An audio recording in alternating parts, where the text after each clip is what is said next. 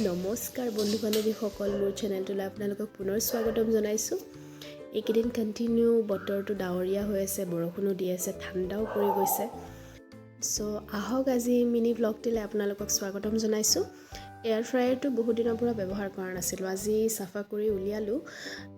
তাৰপাছত ভাবিলোঁ কিবা অলপ বনাওঁ। মোৰ তাত আনি থোৱা আছিল পানীপুৰিৰ পেকেট, আজি কোন যুগতে আনিছিলোঁ। ফটাফট মই আহি ইয়াতে পদুনাৰ পাত ছিঙিব ধৰিলোঁ। এয়া পদুনাৰ মই যেতিয়া বজাৰৰ পৰা কিনি আনো, তাৰে যোনটো গুড়টো শিপাৰ সৈতে থাকে সেইখিনি মই ৰুই থৈ দিওঁ। ৰুই থ'লে এনেকৈ ধুনীয়াকৈ হৈ থাকে। ইয়াতে পদুনাখিনি মই ৩-৪ বাৰমান ভালকৈ চাফা কৰি ধুই অকণমান সময় ভিজাই ৰাখিছিলোঁ। তাৰপাছত এয়া মিক্সাৰত মই আদা দিলোঁ, জলকীয়া দিলোঁ আৰু পদুনাৰ পাতে ঠাৰিৰ সৈতে দি দিছোঁ। মিক্সিত ধুনীয়াকৈ গ্ৰাইণ্ড কৰি লোৱা হোৱাৰ পাছত এতিয়া মই এটা ডাঙৰ বাতিত এইখিনি ট্ৰান্সফাৰ কৰি দিম। তাৰপাছত মিক্সিত বহুতখিনি লাগি আছিলে, তাতে মই পানী মিহলাই পেলাই এনেকৈ আকৌ ঢালি দিছোঁ। ঢালি ইয়াত এতিয়া যি এড কৰিব লাগে সেইখিনি মই এড কৰিম। এয়া দিলোঁ জিৰা গুড়া, এইটো দিলোঁ আপোনাৰ চাট মছলা, তাৰপাছত এয়া দিলোঁ ৰেড চিলি পাউডাৰ। এইটো জ্বলা কৰিবৰ কাৰণে কেঁচা জলকীয়াও দিব পাৰে। মোৰ তাত কেঁচা জলকীয়াৰ আজি স্কেৰচিটি হৈ আছিল, গতিকে মই ৰেড চিলি পাউডাৰে দি দিলোঁ। তাৰপাছত আৰু পৰিমাণ অনুযায়ী পানী আৰু নিমখ দি দিলোঁ। তাৰপাছত ধুনীয়াকৈ এইখিনি মিক্স কৰি ল'ম, লৈ পেলাই ফ্ৰিজত থৈ দিম। তাৰপিছত আহক তেতেলীৰ চাটনিটো বনাওঁ। তেতেলীৰ চাটনি মানে এইটো টেঙা মিঠা হ'ব। মই তেতেলীটো পদুনা ছিঙিব যোৱাৰ আগতে গৰম পানীৰে ভিজাই থৈ দিছিলোঁ। এইখিনি ধুনীয়াকৈ ছফ্ট হৈ গ'ল। এতিয়া মই চাফা কৰি লৈছোঁ। আটাইতকৈ বেছি সময় লাগে তেতেলীৰ গুটি আৰু এইবোৰ সিহাবোৰ ছাইড কৰোঁতে। ইয়াতে মই এডিট কৰিছোঁ কাৰণে 1 ছেকেণ্ডতে হৈ গৈছে। এইখিনিও মই মিক্সিত মাৰি ল'ম ধুনীয়াকৈ। তাৰপাছত এইখন চেকনিৰ সহায়ত অকণমান চেকি ল'ম, যাতে এই গুটিবোৰ মানে মুখত গৈ দিগদাৰি নিদিয়ে। এইখিনি মই ধুনীয়াকৈ চেকিছোঁ, চেকি পানী মিহলাই এইখিনি ধুনীয়াকৈ ৰাখিছোঁ। এতিয়া আমি বাকীখিনি প্ৰচেছ কৰোঁ। ইয়াতে মই পেনত এইখিনি ট্ৰান্সফাৰ কৰি দিলোঁ, দি পেলাই ছেইম মছলাই দিম। ইয়াতে দিলোঁ জিৰা পাউডাৰ, তাৰপিছত ৰেড চিলি পাউডাৰ, তাৰপিছত দিলোঁ চাট মছলা দিয়াৰ পিছত এইখিনি লৰাই দিলোঁ। ইয়াতে আপোনালোকে ইচ্ছা কৰিলে অকণমান নিমখ দিব পাৰে, কিন্তু মই নিমখ দিয়া নাই। গুড় থাকিলে গুড় দিব, চবচে বেষ্ট হয়। গুড়ৰ লগত মানে তেতেলীৰ টেষ্ট বেছি ভাল হয়। মোৰ তাত আজি নাছিলে, গতিকে চেনিয়ে মই 2 চামুচ দি দিলোঁ। আপোনালোকে আপোনালোকৰ সোৱাদ অনুযায়ী চেনি কম আৰু বেছি কৰিব পাৰে। এতিয়া মই ইয়াতে আলু আৰু বুট মগু একেলগে সিজিব দিছিলোঁ, সেইখিনি চাফা কৰি লৈছোঁ। আলুকেইটা ভালকৈ ঠাণ্ডা হোৱাৰ পিছত এৰুৱাব। মই ভাবিলোঁ ঠাণ্ডা হ'ল, কিন্তু এৰুৱাব লওঁতে গম পালোঁ গৰমেই আছে। তাৰপাছত আৰু এৰুৱাই পেলালোঁ। এতিয়া মই বাচনটোত গোটেইখিনি সামগ্ৰী দিলোঁ।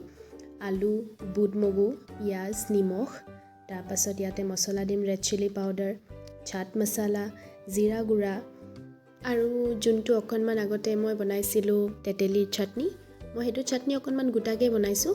সেই চাটনিটোৰ ইয়াতে অকণমান মই দি দিছোঁ। আপোনালোকে ইচ্ছা কৰিলে পদুনাৰ পানীটো অকণমান দি ল'ব পাৰে, তেতিয়া আলুখিনি অকণমান মানে গোটাটো কমি যাব। এতিয়া এইখিনি ধুনীয়াকৈ মিক্স কৰি ল'লোঁ। মিক্স কৰি উঠি ইয়াতে মই অকণমান দৈ লৈছোঁ। ফ্ৰিজত পেকেট দৈ আনি থোৱা আছিলে, সেয়া মই অকণমানি উলিয়াই লৈ ধুনীয়াকৈ মিক্স কৰি লৈছোঁ, অকণমান পানী মিহলাই লৈ। এতিয়া পানীপুৰি নাইবা পুচকাৰ চবচে ইম্পৰ্টেণ্ট ইনগ্ৰিডিয়েণ্টছ আহি গ'ল, এইটো পাপৰটো। এই পাপৰটো মই এয়াৰ ফ্ৰায়াৰত আজি প্ৰথমবাৰ বনাবলৈ গৈ আছোঁ। ইয়াতে মই অকণমান অইল ব্ৰাছ কৰিছোঁ, তাৰপাছত ইয়াতে মই এইটো সোমাই দিলোঁ। টাইমাৰ ছেট কৰোঁতে অকণমান ভয় লাগি আছিল, তথাপিও মই 2 মিনিট 180 ডিগ্ৰী চেলচিয়াছত হ'বলৈ দিলোঁ। আঙুলি মোৰ একদম ক্ৰছ আছিল। যেতিয়া মই ৰিজাল্টটো পালোঁ, মোৰ বহুত ভাল লাগিছে। মই জপিয়াই ফুৰিছোঁ গোটেই ঘৰত, চবকে দেখাই আছোঁ, মা চোৱা, বাবু চোৱা। ফাইনেলি মোৰ গোটেইখিনি বস্তু তৈয়াৰ কৰা হৈ গ'ল। এয়া পদুনাৰ পানী, তাৰপাছত সেইটো হ'ল অকণমান গোটাকৈ বনোৱা টেঙা মিঠা চাটনি, এয়া দৈ, সেয়া মই লৈছোঁ আঙুৰ, কেঁচা পিঁয়াজ আৰু আলু পিটিকা এইখিনি।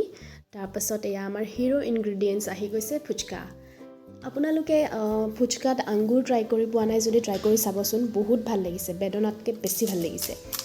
এয়াৰ ফ্ৰায়াৰত ইমান ধুনীয়া মানে পানীপুৰিৰ চেলটো হৈছে ন, মোৰ ইমান ভাল লাগিছে। এতিয়া মানে তেলক টাটা বাই বাই। আপোনালোকে যদি টেঙা মিঠা চাটনিটোত চেনি নিদি গুড় দিলে হয়, এইটো একদম হেল্ডিয়েষ্ট ভাৰ্চন অফ মানে কি হয় এইটো পুচকা। য়েছ, মই প্ৰথম সেই ফুচকাটো ভাইটিক বনাই দিলোঁ। সি ৰখি আছিল মই এইবিলাক প্ৰিপেয়াৰ কৰি থকাৰ পৰা। তাৰপাছত দৈখিনি আছিল যে, মই সেইকাৰণে দহি পুৰিৰ মানে অকণমান প্ৰিপেৰেশ্যন কৰিলোঁ। দহি পুৰিত আৰু কিবাকিবি বস্তু যায়, যেনে বাদাম, চেপ পুৰি। মোৰ তাত সেইবোৰ নাছিলে, কিন্তু সেইবোৰৰ মানে ফিলেই হোৱা নাই। ইমান ভাল লাগিছে খাই, ট্ৰাষ্ট মি। আপোনালোকে ট্ৰাই কৰি চাব এবাৰ ঘৰত। এয়া মই গোটেইখিনি বস্তু অলপ অলপ দিলোঁ। তাৰপাছত এয়া ৰেডি হৈ গ'ল আৰু মোৰ মা পাপাক ট্ৰাই কৰাম এতিয়া দুইটাই বৰ ভাল পাইছে খাই বেলেগ ৰিয়েকশ্যন দিছে মোৰ মানে দিনটোৰ আজি মানে কষ্ট সাৰ্থক হৈ গৈছে আৰু এইফালে মোৰ ভাইটিয়ে গোটেই ভাণ্ডাৰতে বহি লৈছে লৈ নিজে বনাই খাই আছে যেনেকৈ যি মন গৈছে এনিৱেইজ কষ্ট বহুত হৈছিল বনাওঁতে অকলে বনাইছোঁ কিন্তু বহুত বেছি বঢ়িয়া হৈছে আৰু এতিয়া মই খাই আছোঁ মোৰ মুখত একদম ভাইটিয়ে কেমেৰা সোমাই দিছে চ' এইখিনিয়ে আছিল ভিডিঅ'টো কেনেকুৱা লাগিল কমেণ্টত জনাব ভিডিঅ'টো শ্বেয়াৰ কৰিব আৰু মোৰ চেনেলটো ছাবস্ক্ৰাইব কৰিব আজিলৈ আহিছোঁ বাই